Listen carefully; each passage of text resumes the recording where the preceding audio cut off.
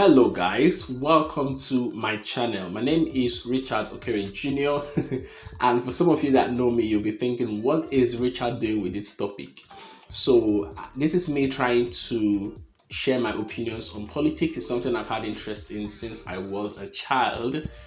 Reading so many newspapers, following up with Nigerian politics. There was a time I knew all the ministers in Nigeria, the commissioners in my state, and over time I've soft pedaled on that. But I've been, especially in terms of how I went public with my ideas about politics. But I thought to myself that I should start doing that on my channel. So you are most likely going to be seeing more of that on my channel. And if you find this video helpful and interesting, please subscribe to this channel so that you will learn a lot more about politics and how it influences you and how you can get involved with it, get the best education and information that you can. Okay, so today I want to start off this side of my channel on how the US elections is going to influence Nigeria. So it's either Joe Biden or Donald Trump, and it's been very heated in the USA, very heated, going on for at least over the last 2 years leading up to these elections. It's been very heated. So I'll have to mention that elections are still ongoing. So, and it looks like it's going to go Joe Biden's way.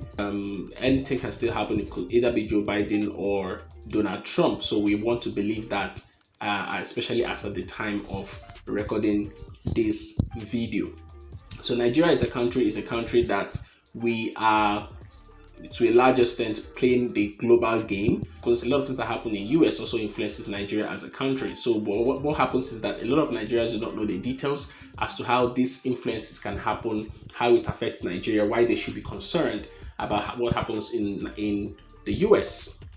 So this video is basically about detailing how it will influence Nigeria, so to provide you some information so that you can basically be able to make the right judgments and arguments, and that will help you. Okay, so that's what basically this video is all about.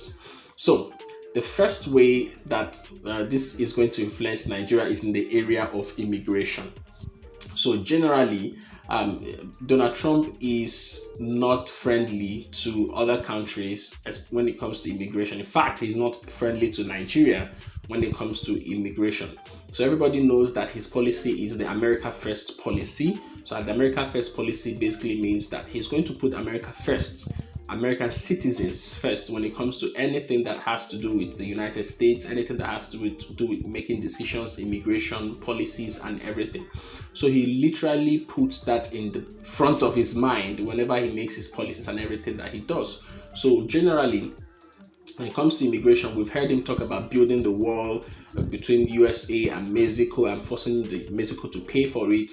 He has actually instituted stringent travel restrictions on Nigeria. The United States Homeland Security says that the travel restrictions on Nigeria was done because the countries, that's Nigeria and 13 other countries, because Nigeria failed to meet those travel requirements that were laid out. Okay, so when I was digging into this, when the information was trending, it was more about the fact that Nigeria had a lot of security issues with Boko Haram and the rest, and then the government was not doing enough in terms of sharing information about these security issues, about Boko Haram, and also about people who were traveling to Nigeria.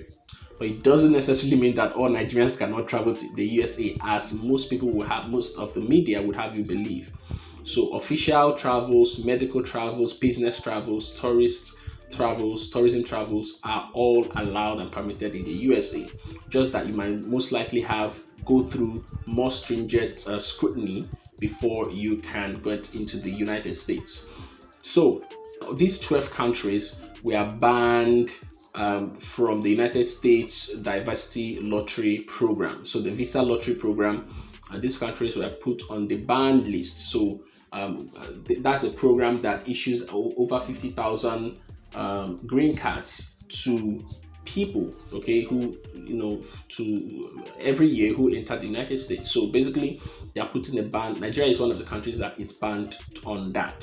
So what you will find generally with Donald Trump's foreign policy when it comes to immigration is that He prefers to have American citizens create opportunities for American citizens, create safety for American citizens, and he is not making it. He's not sleeping on that. He's being very serious about that in terms of all the policies that he makes.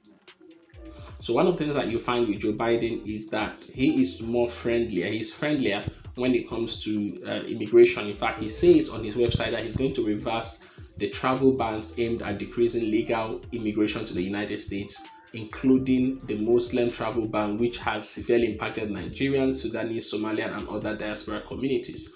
So what you find is that Joe Biden says he's going to reverse that immediately. Let me point out that one of the reasons why Donald Trump put those travel bans, of course, he says also is to secure American jobs, so that you don't have people coming from outside of the country coming to pick up, who especially are coming are not documented and are illegal, coming into the country, and then they are given all that opportunity to stay there and then pick up American jobs. So Joe Biden is more open and friendlier to that and accommodating people. And then he says he's going to assert America's commitment to shared prosperity, peace and security, democracy and governance as foundational principles of US-Africa engagement.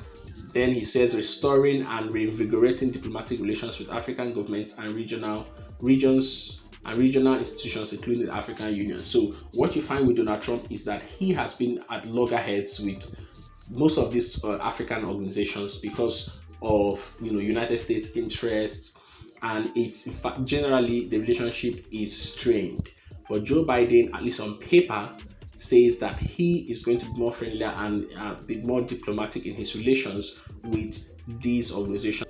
And one of the things that you also notice is that you have 9 Nigerians running in the United States elections, and all of them are running as Democrats. So that tells you that Joe Biden, when it comes to Joe Biden, Nigerians in the United States favor the Democratic Party. It's going to be favorable when it comes to Nigeria-America relations and all that. So that is something that points to that.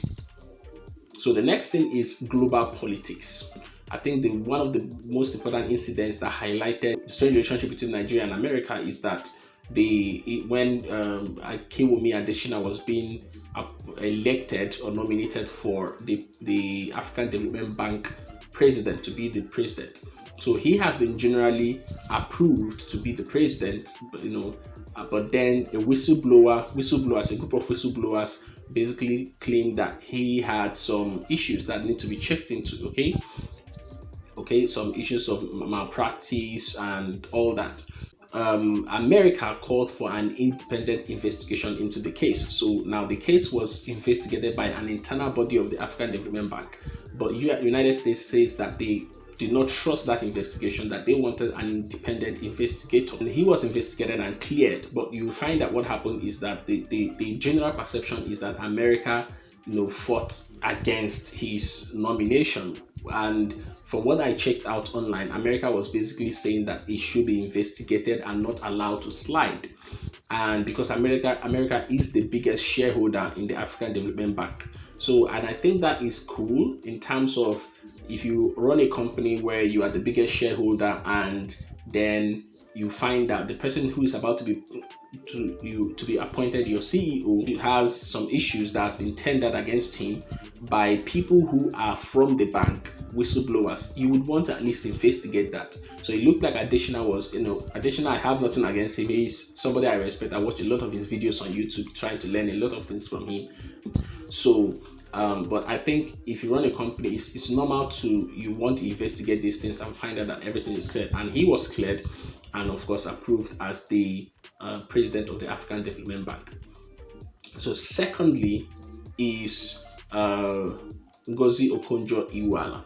So Ngozi Okonjo-Iweala has been generally nominated to be the World Trade Organization chairman or president. I think so. One of the I don't know the nomenclature again. Can't remember. Then what happens is that it's been blocked by the USA. So this is the one that I would have an issue with when it comes to the USA, because they were basically providing no information or no details as to why they are blocking this nomination, because every other country has approved her, and but the USA has blocked it. And that is primarily, from at least from what we find, is that it's primarily because the USA favors the South Korean trade minister, their reason being that she has more trade experience and ability to hit the ground running.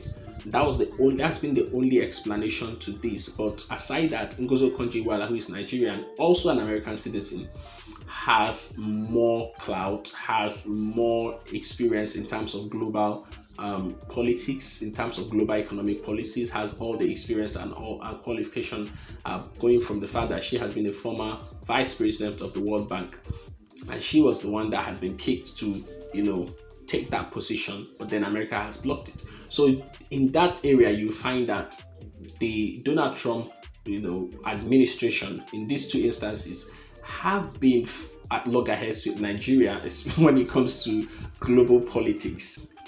But what you find with Joe Biden is that he is believed to be friendlier when it comes to the Nigeria's global stance and diplomacy and relations with Nigeria, in terms that on his website, one of the things that you find is that he says, as president, Biden will elevate diplomacy as the premier tool of our global engagement. And then secondly, he's going to restoring and reinvigorating diplomatic relations with African governments and regional institutions, including the African Union. That's the general belief, especially when it comes to the World Trade Organization. The idea is that Joe Biden will be more accommodating, more liberal, when it comes to Ngozi Okonjo-Iweala's appointment. So the last being economy. So when it comes to the economy, Nigeria's oil exports to the United States has declined. In fact, it says that its purchases plunged 63.03% in the first quarter of 2020 to 5.53 million barrels, compared to the last quarter of 2019 when it bought 15.07 million barrels from Nigeria. So that basically means is that, of course, we know that Nigeria's economy is dependent on the oil industry. It's dependent on petroleum. I think 90% of our revenue comes from oil. So when you find that it is depleting, especially imports from the United States, the United States is going into being more dependent when it comes to oil. And therefore, what you find is that they are not buying a lot of Nigerian oil anymore. So what you find is that is going to hit our economy.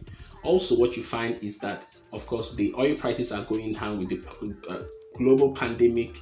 Also, it's really affecting Nigeria's income also. So it's going to affect our economy. America is one of Nigeria's biggest oil buyers. So a lot of the money that we make from oil comes from the US. But you find that Donald Trump wants to grow their shale oil industry. So it's going to continue reducing in a Trump administration.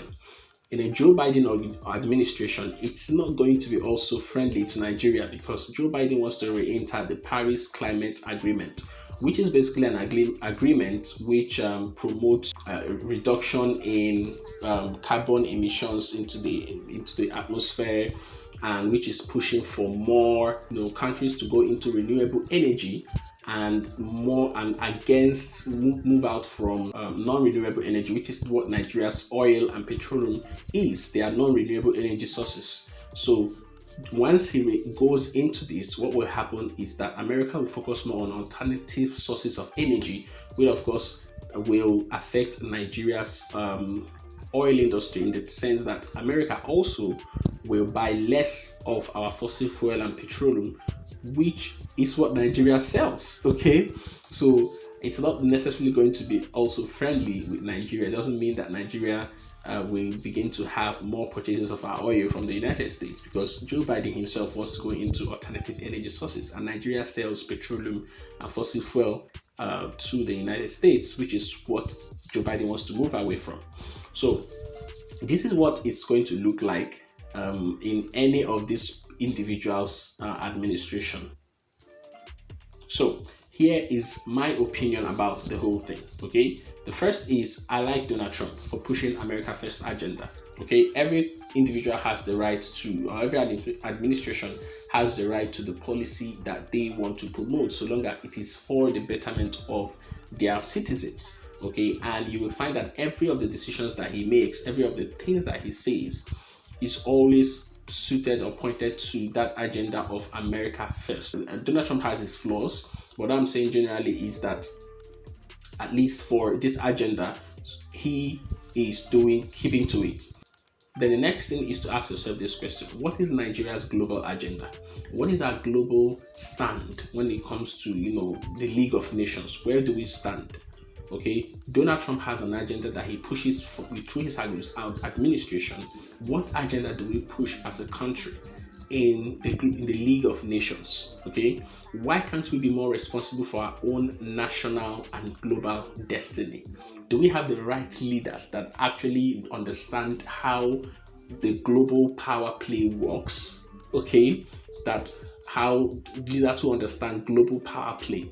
I'm imagining Donald Trump pushing America First agenda. I'm imagining, the French president, the Spanish president, the Russians, the Chinese pushing their own agenda. And what you find is that Nigeria's agenda, what it looks like, is that we are more suited to China, because China and that relationship is all about what we can get from China. And China is a communist country. China is not a model for a country like Nigeria that is all about democracy. So, and we are all about what we can get from China. And Nigeria's foreign policy is more like, hey, here we are, what can you give us? We are just here to receive aids and handouts from all these countries. But what is our role?